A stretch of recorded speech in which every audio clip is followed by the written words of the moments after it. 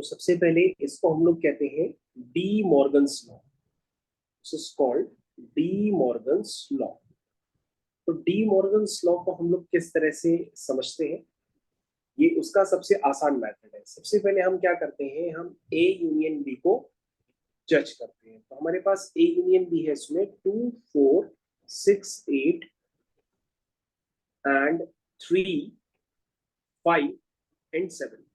तो अगर आपने ए यूनियन बी निकाला होगा तो वो आएगा 2 4 6 8 3 5 7। अगर हमको लिखना है ए यूनियन बी का कॉम्प्लीमेंट, क्योंकि अगर हम डी मॉर्गन्स लॉ का फर्स्ट पार्ट प्रूफ करेंगे तो हम लिखेंगे ए यूनियन बी का कॉम्प्लीमेंट। इसका मतलब ये हुआ कि हम यूनिवर्सल सेट्स में से ये वाले एलिमेंट हटा के बाकी सारे एलिमेंट लिख देंगे।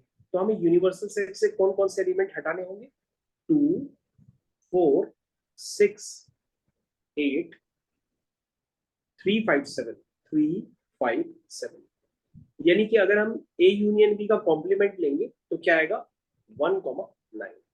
ये बात सबको क्लियर होनी चाहिए। This is called 1,9।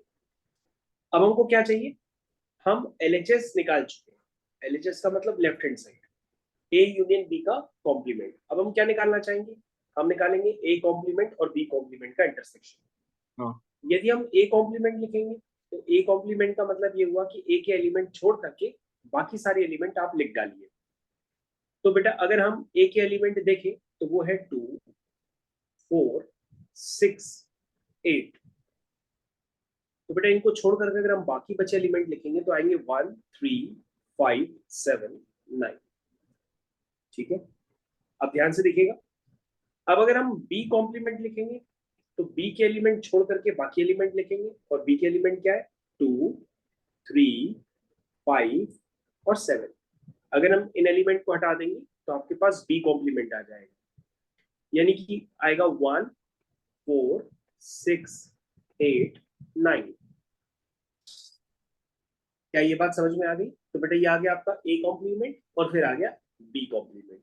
A complement B complement आ गया तो अब हम इसका क्या लेंगे, इंटरसेक्शन लेंगे। जब बेटा हम इसका इंटरसेक्शन लेंगे तो हमको देखना होगा कि दोनों में कॉमन एलिमेंट कोई है। तो तुम कहोगे सर दोनों में कॉमन एलिमेंट है 1 और दोनों में कॉमन एलिमेंट है 9। तो दोनों के कॉमन एलिमेंट आ रहे हैं 1 और 9।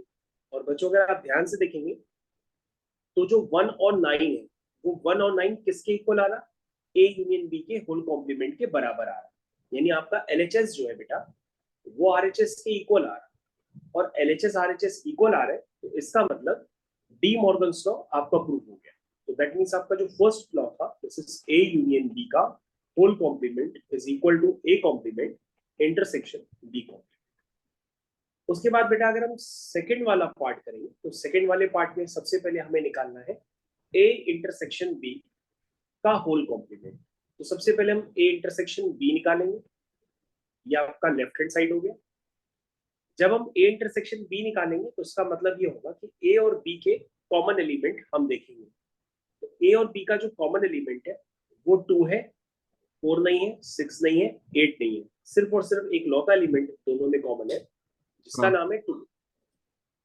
अब हम ए और बी का कॉमन एलिमेंट निकालने के बाद हमें क्या चाहिए, इसी सेम सेट का आपको कॉम्प्लीमेंट, यानी आपको चाहिए ए इंटरसेक्शन बी का होल कॉम्प्लीमेंट। यानी यूनिवर्सल सेट में से ए इंटरसेक्शन बी हम हटा देंगे, यानी क्या हटा देंगे, 2 हटा देंगे, बाकी बचे हुए एलिमेंट लिख देंगे, यानी कि 1 3 4 5 6 7 8 9।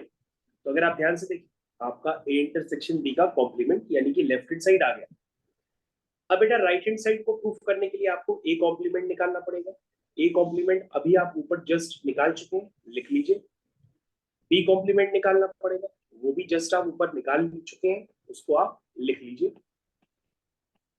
उसके बाद हमें क्या करना पड़ेगा, आरएचएस को प्रूफ करने के लिए हमें इनका यूनियन लेना पड़ेगा। तो बच्चों जब हम इसका यूनियन लेंगे तो आएगा 1 3 4 5 6 7 8 9। ये बेटा इसका यूनियन लेने पे आ गया।